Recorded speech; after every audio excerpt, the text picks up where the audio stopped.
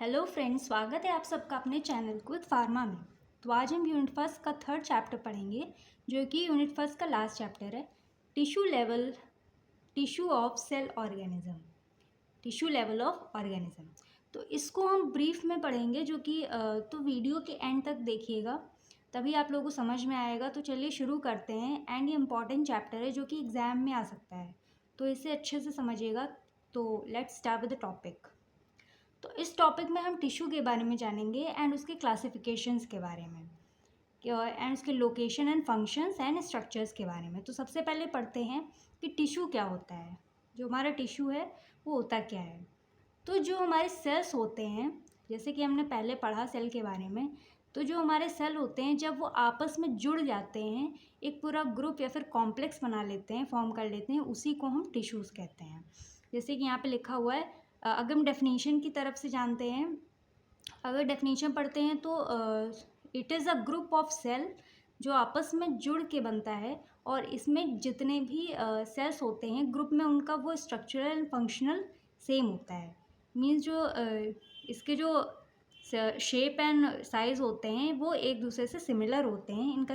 And tissue की study को हम हिस्टोलॉजी बोलते हैं। एंड ये हमारा लास्ट चैप्टर है, जो कि है थर्ड। एंड जो सेकेंड चैप्टर वो कंप्लीट हो चुका है।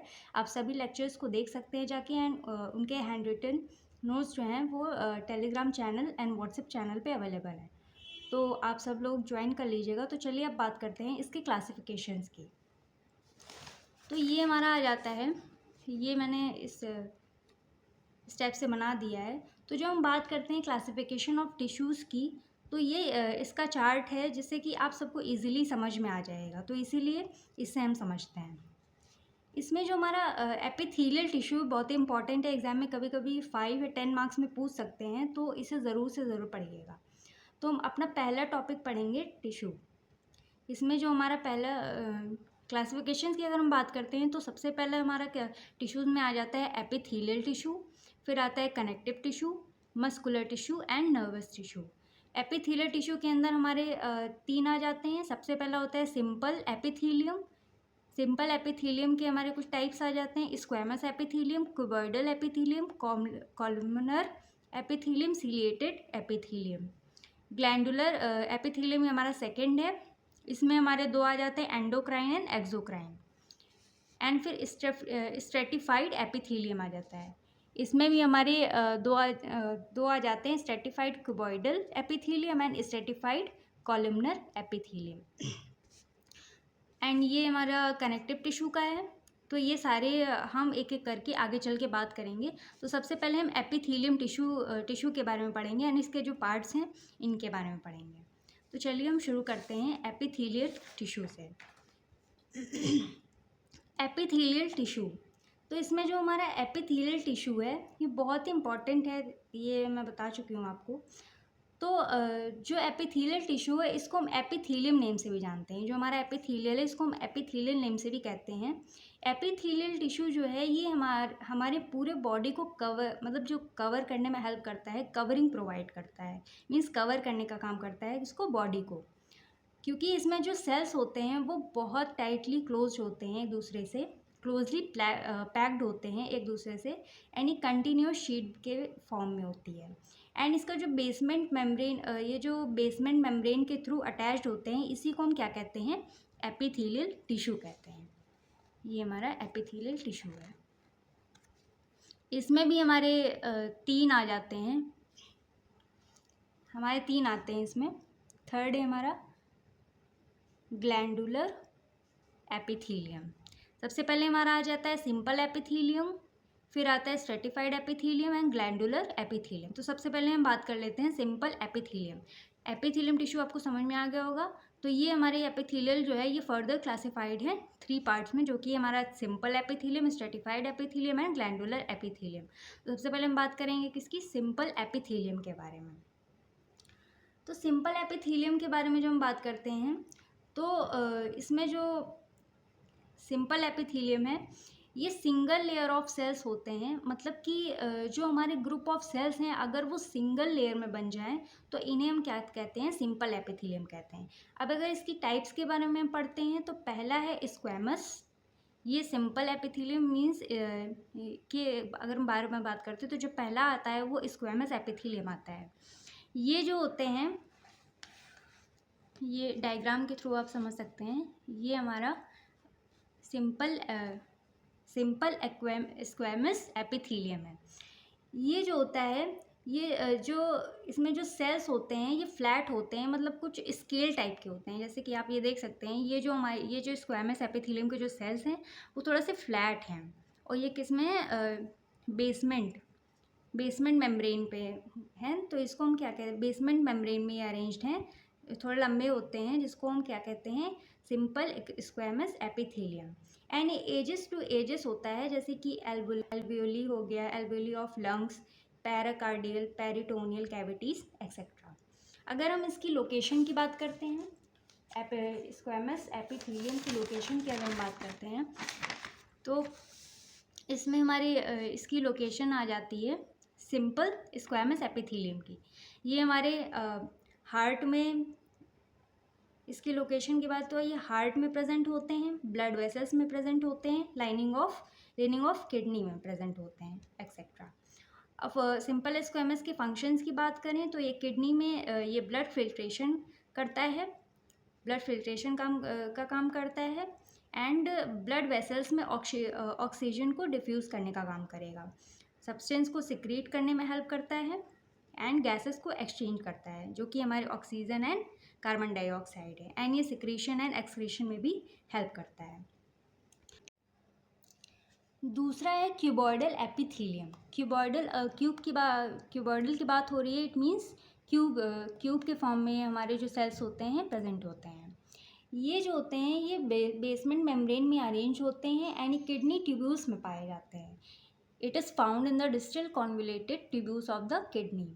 ये किडनी के ट्यूब्यूल्स में पाए जाते हैं, एंड ये थायराइड ग्लैंड में भी प्रेजेंट होते हैं। एंड इनकी फंक्शंस की बात करते हैं तो ये सिक्रीशन एंड एक्सक्रीशन में हेल्प करता है।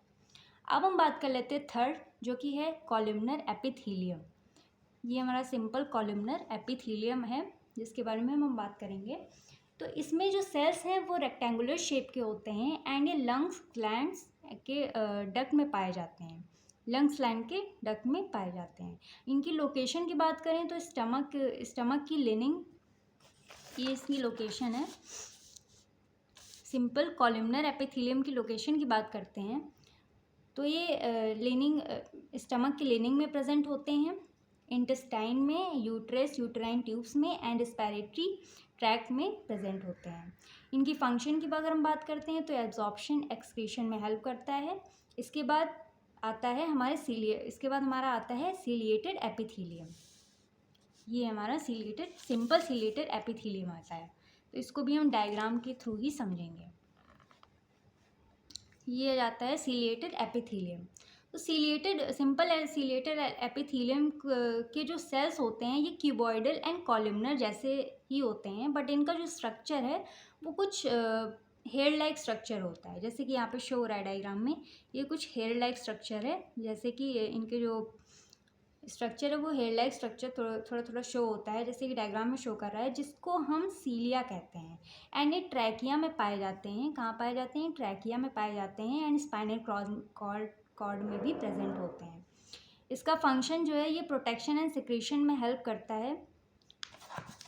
इसका जो फंक्शन है ये प्रोटेक्शन एंड सिक्रेशन में हेल्प करता है, म्यूकस को मूव कराता है, एंड सीलियरी एक्शन शो करता है।